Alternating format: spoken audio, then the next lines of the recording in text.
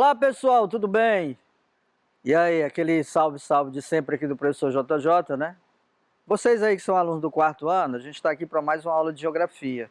E hoje a gente vai falar novamente sobre Piauí. Gente, é muito bom falar sobre Piauí, tá? Falar sobre a nossa terra, falar sobre as nossas coisas, falar sobre a nossa cultura.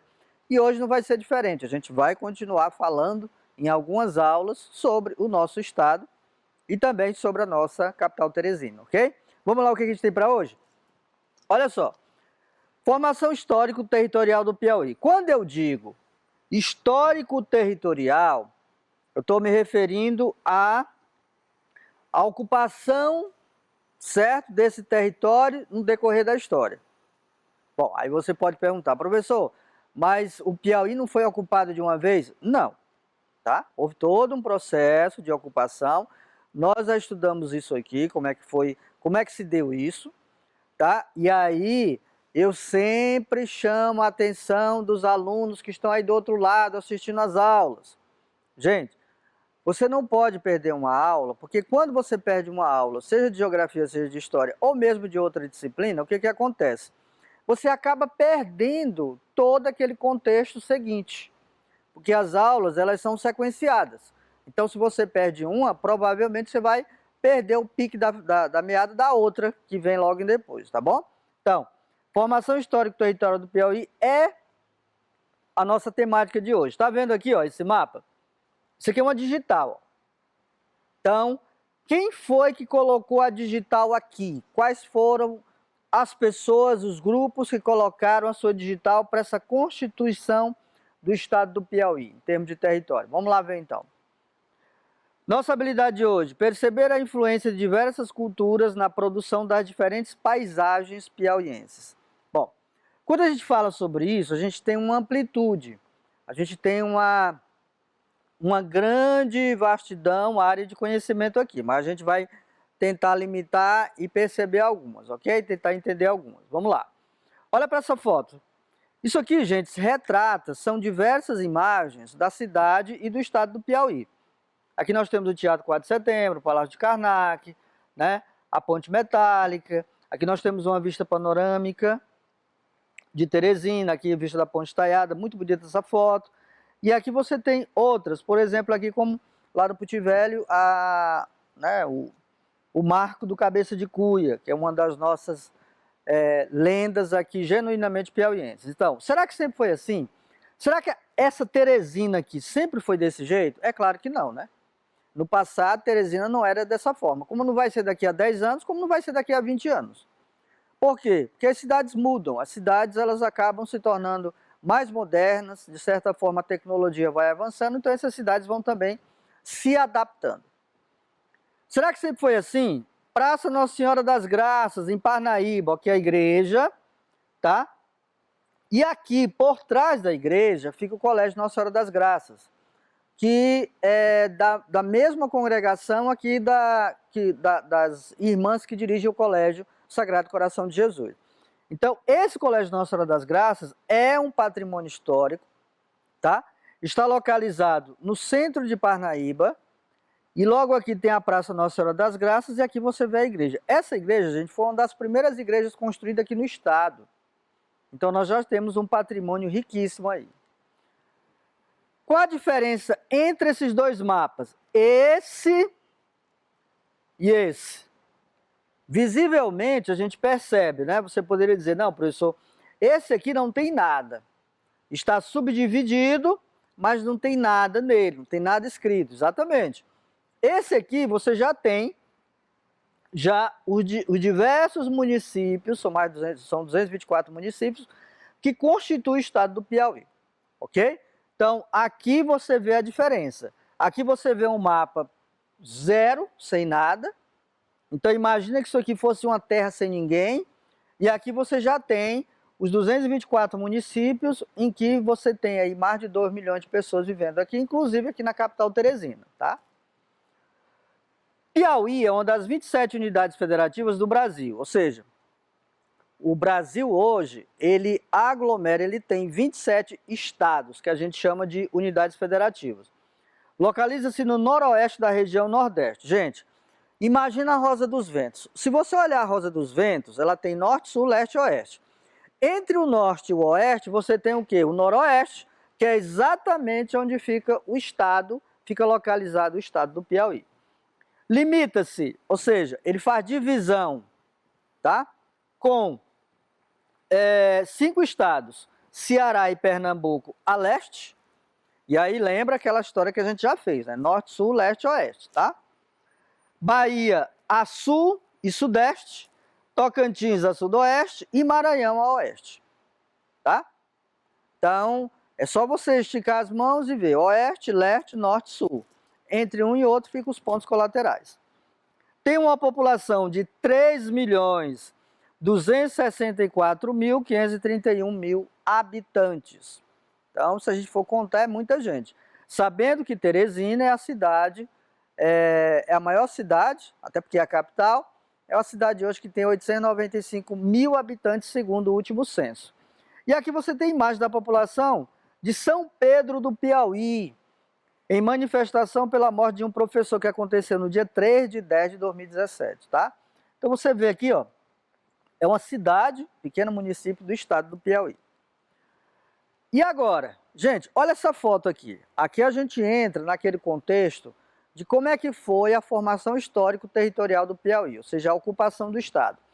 A ocupação das terras do Piauí, as quais correspondiam a uma parte da área do Sertão de Dentro, ocorreu na segunda metade do século XVII e se iniciou pela costa leste, ao sul do território, pelas margens dos rios Piauí, Canidé, Paraí e Gurgueia. Se você olhar para cá, você vai ver, ó, tem a 1, 2, 3 e 4. O 1, gente, já é o quê? Já demonstra a ocupação pelos índios nativos que moravam aqui, já estavam aqui. 2, você tem o quê? Pessoas vindo aqui da região, sobretudo de Pernambuco, tá? Vindo e ocupando, no caso aqui também a Igreja Católica. Depois você tem pessoas vindo aqui do Maranhão, ó, tá? Do Maranhão também, grandes fazendeiros e novamente a Igreja Católica. E aqui você tem vindo lá do estado da Bahia, pessoas vindo e ocupando, no caso aqui você tem os bandeirantes, tá? E eles já chegaram atirando. Quando a gente diz chegaram atirando, é porque já chegaram matando esses índios que já estavam aqui, porque esses bandeirantes começaram a se achar donos da terra. Lembrando que, quando esses grupos chegaram no estado do Piauí, que ainda não era estado, certo? Já existiam esses índios, por exemplo, a gente pode citar o caso dos Tremembés, que já moravam nessa região, tá? Já ocupavam essas terras, ok? No começo do século XVII, fazendeiros da região do Rio São Francisco, no caso vaqueiros, vindos da Bahia, e os padres jesuítas iniciaram um processo de povoamento territorial do Piauí.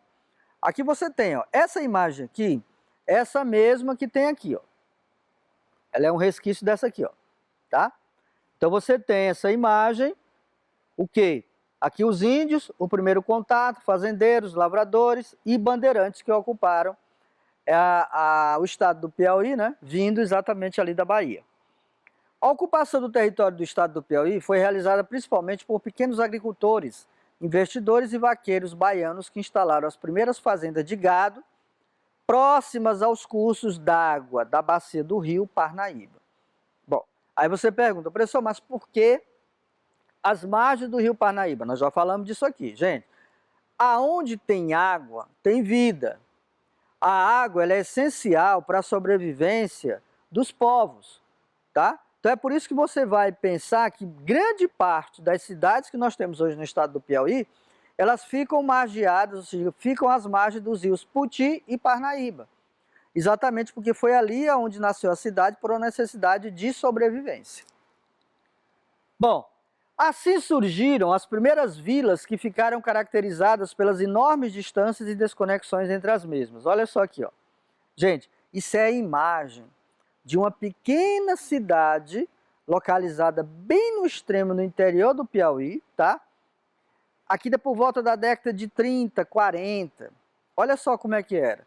Você tem uma igrejinha aqui, uma capela, e tem as casinhas, ó, espalhadas. uma distante da outra, diferente do que a gente tem agora nos grandes centros urbanos. E claro, a foto em preto e branco, porque nessa época não tinha celular, não tinha máquina fotográfica e não tinha fotografia em cores.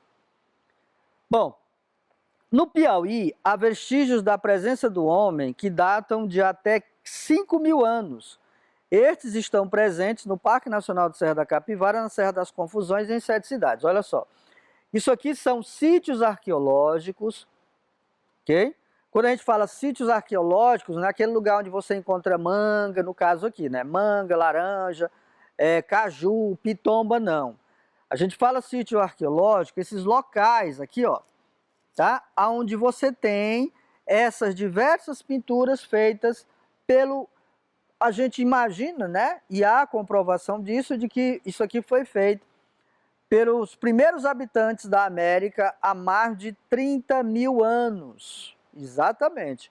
E aqui você tem vestígios desses grupos, desses homens que foram os primeiros a habitar as terras piauienses. Os agentes dos primeiros núcleos de povoamento do Piauí. Nós temos aqui, ó, os bandeirantes, nós temos a presença da Igreja Católica e nós temos os chamados, né, eu não gosto de chamar de desbravadores, mas esses núcleos de bandeiras que adentraram o Estado, de certa forma, ocupando as terras, e aí a gente tem aquela história que a gente já contou aqui, que o Piauí não foi colonizado do litoral para dentro, né, mas foi colonizado de dentro para fora, ou seja, do interior para o litoral. Por isso talvez ele tenha esse formato, né? Esse formato aqui, ó. Cadê? Esse formato aqui, ó. Provavelmente ele tem esse formato aqui, ó, que parece uma meia, né? Ok? Então ele foi colonizado de dentro para cá, não de lá para cá, ou seja, do litoral para dentro. Ok? Bom, vamos lá. Manifestações culturais que mudaram a paisagem piauiense. Aí a gente já entra naquele contexto da cultura piauiense. Nós temos aqui diversas culturas, o Bumba Meu Boi, nós temos aqui a Praça da Estação, que hoje é um patrimônio histórico-cultural, no caso até tombado pelo IFAM. Nós temos as quadrilhas juninas, que são, acontece isso, claro, em tempo de pandemia, né? Isso não é possível, mas isso vai voltar.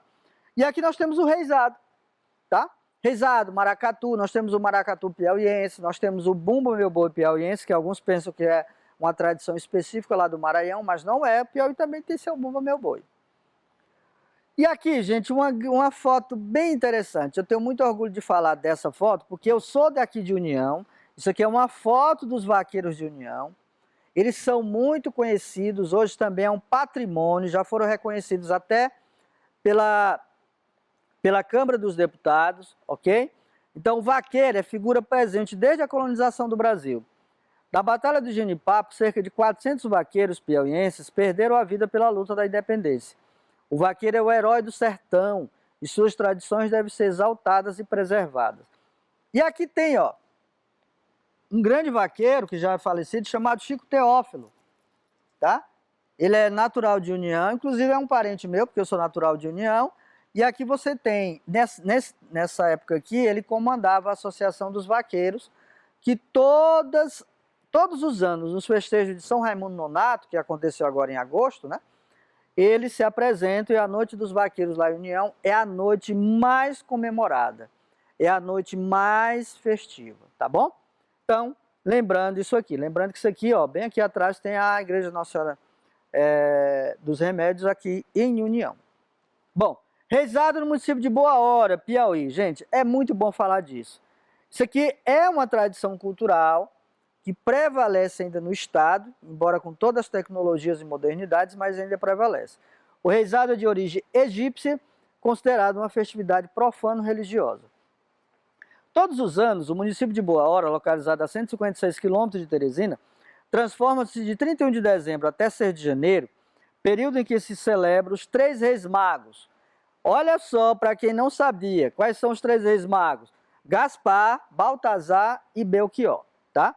A tradição secular está sendo preservada na cidade, que em 2016 realiza o 17º Festival do Reizado, uma festa popular onde fé e culturas se misturam, tá? Então, uma mistura entre fé e essa tradição que a gente pode chamar de profano-religiosa.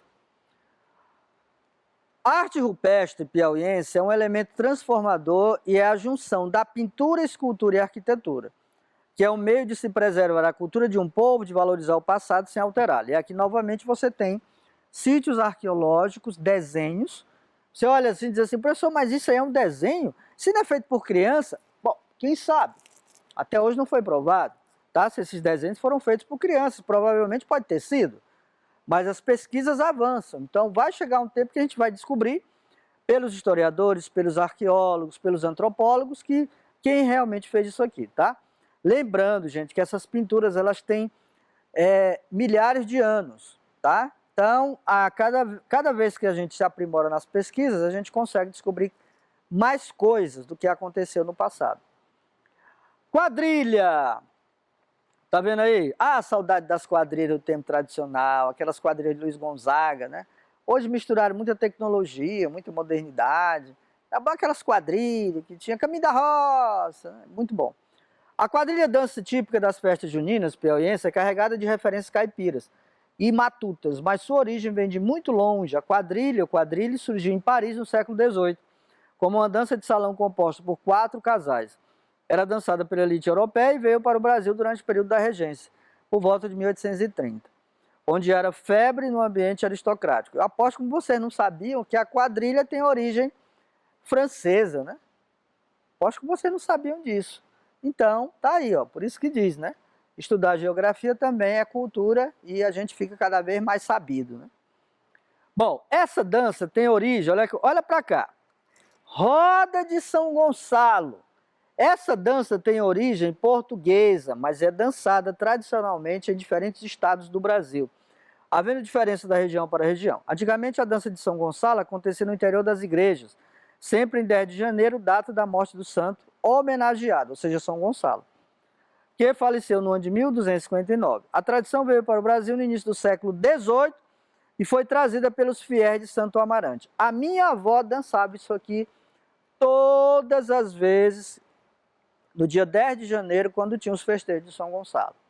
Tem até uma dança que diz assim, São Gonçalo vem, São Gonçalo vai, que era exatamente isso aqui. Então, essa ainda é cultura piauiense. Dança de São Gonçalo ainda é cultura piauiense. E vai continuar. Bom, nós temos aqui o desafio, mas antes eu queria voltar aqui, ó, para a gente perceber o seguinte. Vamos voltar bem aqui. Gente, quando você olha para essa foto, aqui são quadrilhas mais modernas do que você vê hoje.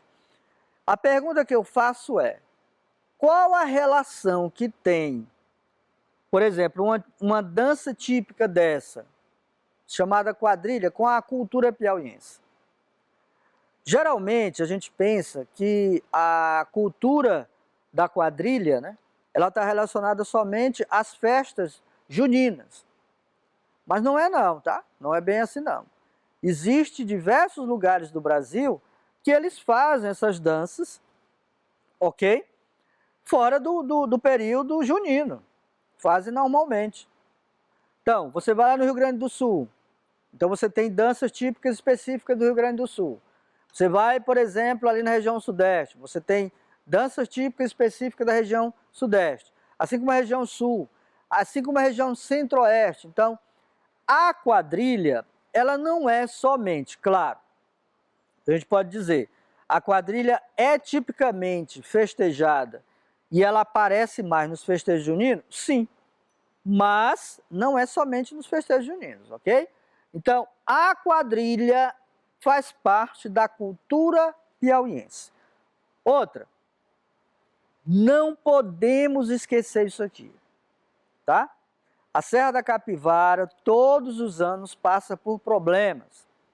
Agora mesmo nós tivemos incêndios que estão basicamente quase atingindo alguns sítios arqueológicos. Gente, isso aqui, se perder, a gente perde grande parte do nosso patrimônio histórico. Ok?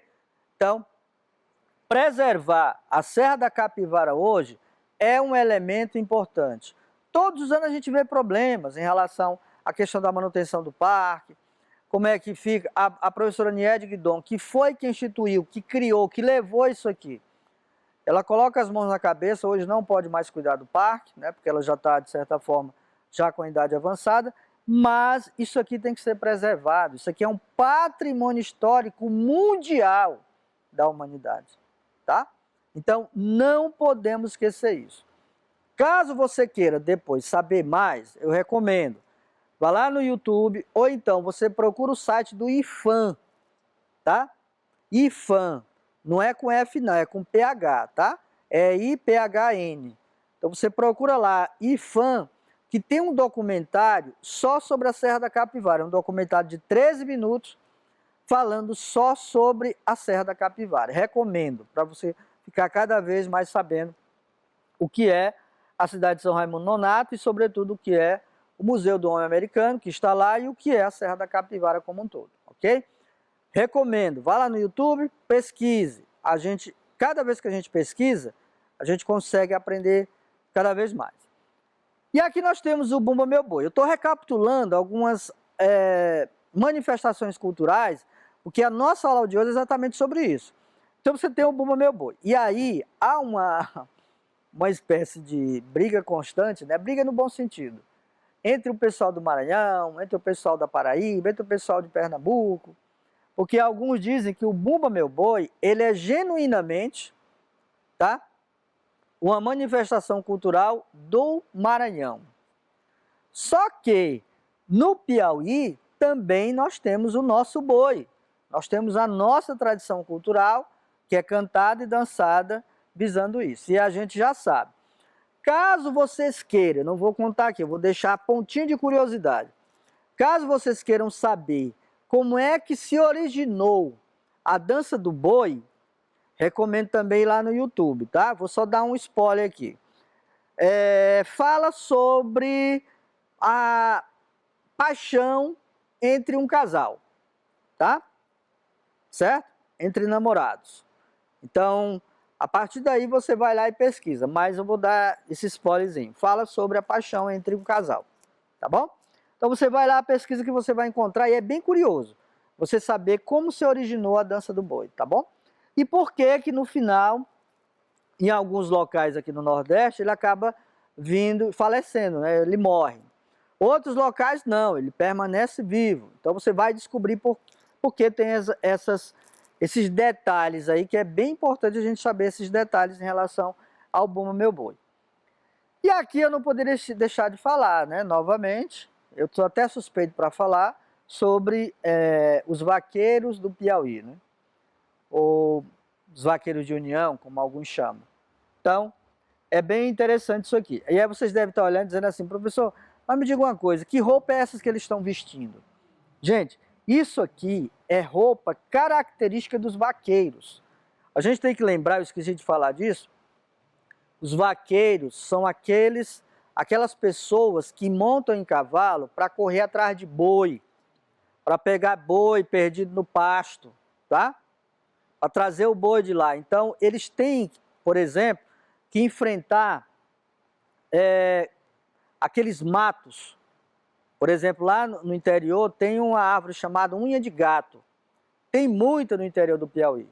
E essa unha de gato é chamada, não é à toa não, é porque ela tem um espinho muito grande. Então, os vaqueiros precisam de proteção. Então, ele tem, por exemplo, aqui, ó, isso aqui é o gibão. É todo de couro. A roupa dele é toda de couro. Por quê? Porque o couro ela é quase impenetrável. Tá? Ele protege contra, por exemplo, quando ele está correndo atrás de boi, protege contra algum tipo de pau que possa penetrar o corpo, tá? Algum espinho, alguma frepa, alguma coisa desse tipo. E aqui nós temos o chapéu, o gibão, o colete, tá? Aqui as esporas, lembrando que os sapatos também são feitos de couro, então isso aqui é como se ele tivesse blindado, né? Ele está blindado porque ele necessita disso para poder fazer o seu trabalho, ok? Bom, vimos então boi, os vaqueiros, Serra da Capivara, tá? As quadrilhas, que aí muitos chamam de quadrilha junina, mas eu faço questão de falar que não é somente nos festejos juninos que elas aparecem, ok? Nós temos a roda de São Gonçalo e agora nós vamos para o nosso desafio, tudo bem? Beleza? Bom, Gente, o nosso desafio de hoje, ele tem uma característica bem interessante. O que você vai fazer?